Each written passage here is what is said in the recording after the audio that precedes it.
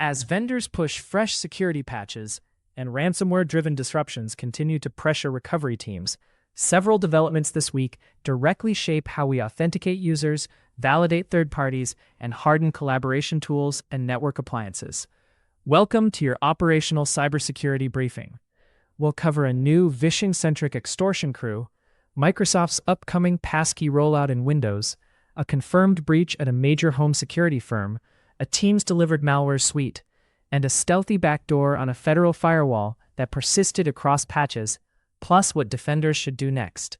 First, a new financially motivated group tracked as BlackFile is linked to a surge in Vishing-enabled data theft and extortion targeting retail and hospitality since February 2026. The core pattern is phone-based social engineering tied to theft and subsequent extortion campaigns, focusing on organizations with distributed staff and high transaction volumes. This matters because voice-driven social engineering sidesteps many email controls and can quickly translate to data exposure, fraudulent access, and pressure to pay. Defenders should enforce callback and out-of-band verification for any help desk, password, or access change requested by phone. Restrict what frontline staff can do without secondary approval. Monitor for unusual data access and exfiltration, and rehearse extortion response playbooks so legal, comms, and security move in lockstep when threats arrive. Microsoft is set to roll out passkey support for phishing-resistant, passwordless authentication to Microsoft Entra-protected resources on Windows starting in late April. This expands strong authentication options for Windows users accessing Entra-integrated services and is the latest step in a longer transition away from passwords.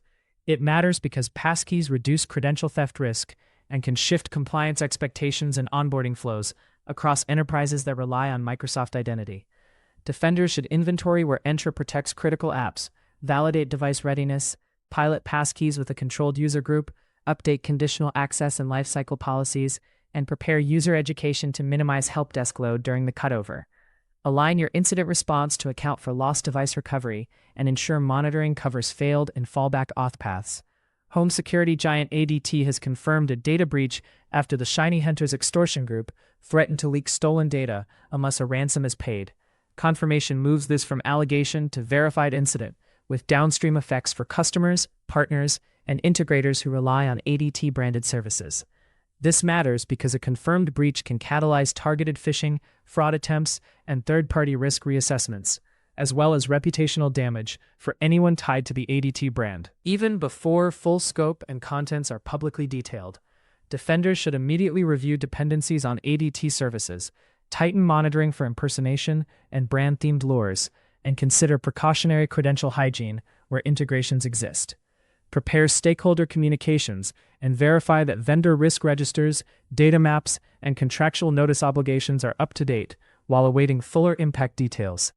A threat group tracked as UNC6692 is using Microsoft Teams as a social engineering channel to deploy a new custom malware suite named Snow, which includes a browser extension, a tunneler, and a backdoor.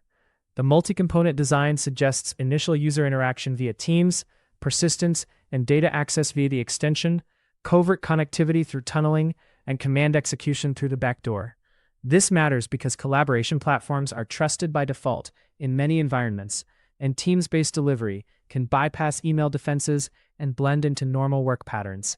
Defenders should lock down external communications in Teams where feasible, enforce stricter policies on app sideloading and file delivery, and educate users that unsolicited Teams messages can be malicious. Add detections for unexpected browser extension installs, unusual outbound tunneling behavior, and endpoint processes spawning from collaboration client paths, and ensure your egress controls can see and limit covert channels. Finally, the U.S. Cybersecurity and Infrastructure Security Agency reported that an unnamed federal civilian agency's Cisco Firepower device running ASA software was compromised in September 2025, with a new malware dubbed Firestarter, assessed as a remote access backdoor. Notably, the backdoor persisted beyond security patches, indicating durable footholds on the appliance. This matters because network security devices are high-trust choke points, often with limited endpoint telemetry, and persistence across patch cycles undermines the assumption that updates alone evict advanced threats. Defenders should treat appliance compromises with the same rigor as endpoint intrusions. capture forensic artifacts, plan for full reimage or vendor-guided restoration to known good state, rotate credentials and keys associated with the device, and verify configurations from clean backups. Centralize and retain appliance logs, segment management interfaces, disable unused services, and validate that monitoring covers traffic to and from security devices themselves, not just through them. Across these stories, the themes are consistent.